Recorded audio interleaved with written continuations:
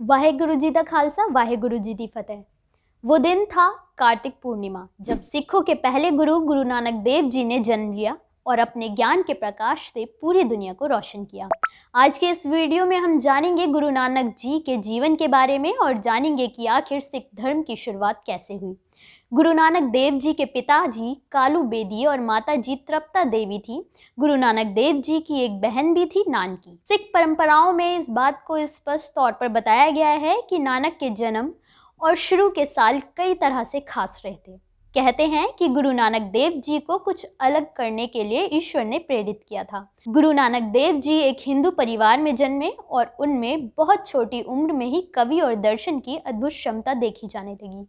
गुरु नानक देव जी की एक कथा में कहा गया है कि उन्होंने महज 11 साल की उम्र में हिंदू लड़के के तौर पर पवित्र जनेऊ पहनने से मना किया और कहा कि लोगों को जनेऊ पहनने के बजाय अपने व्यक्तिगत गुणों को बढ़ाना चाहिए। गुरु नानक देव जी को उनके पिता ने छोटी सी ही उम्र में गायों का ख्याल रखने की जिम्मेदारी दी, पर बीच बीच में गुरु नानक जी ध्यान में लग जाते और गाय दूसरों के खेत में घुसकर फसलें खा जाती और कुचल देती, जिस पर पिताजी उन पर गुस्सा करते। लेकिन होता ये था कि बाद में बर्बाद हुई फसलें फिर से हरी भरी हो जाती और इस तरह से लोगों ने गुरु नानक जी के साथ कई चमत्कार होते देख उनको संत ही मान लिया।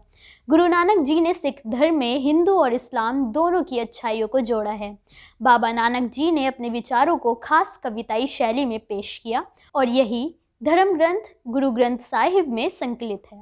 गुरु नानक देव जी छोटी उम्र से ध्यान करते देखे गए। ऐसे में उनके ही एक पड़ोसी ने उनके पिताजी से कहा कि गुरु नानक देव जी को सांस्कृतिक विषय में पढ़ाई कराई जाए। उनको लगता कि धर्म में नानक जी को काफ़ी ज़्यादा रुचि है।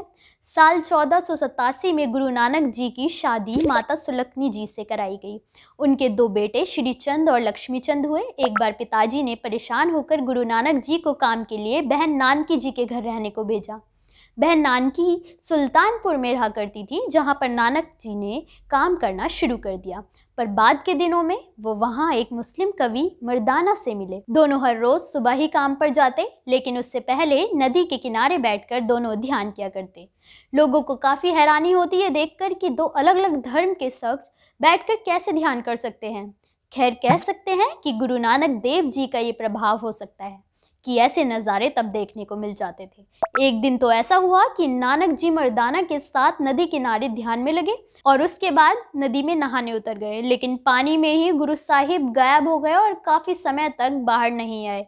तो लोगों ने सोचा कि वो नदी में डूब गए, लेकिन जब 3 दिन बीत गए तो ना कोई हिंदू ना कोई मुसलमान कहते हुए गुरु नानक देव जी नदी से बाहर आए। और इस तरह की घटना के बाद लोग मानने लगे कि गुरु नानक साहिब संत हैं।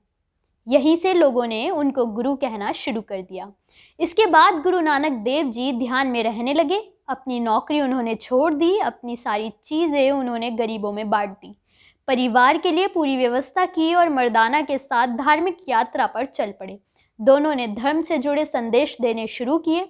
यहाँ एक सवाल उठता है कि आखिर सिख धर्म की शुरुआत कैसे हुई।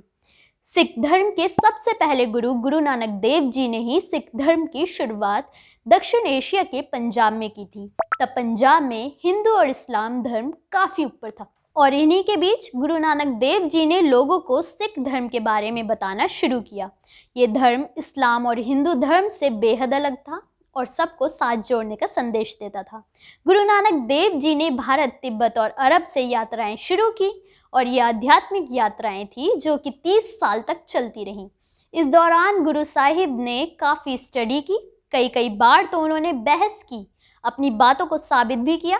इन्हीं यात्राओं के दौरान गुरु नानक देव जी ने सिख धर्म को एक आकार दिया और अच्छी जिंदगी के लिए अध्यात्म को स्थापित किया। जीवन का आखिरी समय गुरु नानक जी ने पंजाब के करतारपुर साहिब में गुजारा। यहीं पर गुरु जी ने अपने उपदेशों से काफ़ी संख्या में अनुयायियों को प्रभावित कर लिया और संदेश फैलाया कि ईश्वर एक है और हर इंसान ईश्वर तक सीधे पहुंच सकता है। उन्होंने संदेश दिया कि कोई रिवाज, पुजारी या मौलवी की इसके लिए ज़रूरत नहीं है। गुरु नानक ने सबसे पहले क्रांतिकारी सुधार तब किया जब उन्होंने जाति व्यवस्था को खत्म किया। उन्होंने इस चीज़ को बड़ी प्रमुखता से सबके सामने रखा कि सारे इंसान एक हैं, चाहे वो किसी भी जाति या फिर किसी भी लिंग का हो। गुरु नानक देव जी के बाद 9 गुरु और आए, जिन्होंने गुरु नानक जी के संदेश और सिख धर्म को आगे बढ़ाया। सिख धर्म के 5वें गुरु जब आए, जो कि गुरु अर्जुन देव जी थे, उनके समय तक सिख धर्म पूरी तरह से स्टैब्लिश हो गया था। गुरुजी ने सिखों के पवित्र ग्रंथ गुरु ग्रंथ साहिब जी को संकलित किया था। आपको ये स्टोरी कैसी लगी हमें कमेंट करके ज़रूर बताएं। अभी के लिए बस इतना ही। देखते रहें नेड्रिक न्यूज़ पंजाब। आप देख रहे हैं नेड्रिक न्यूज़, साहस सच कहने का।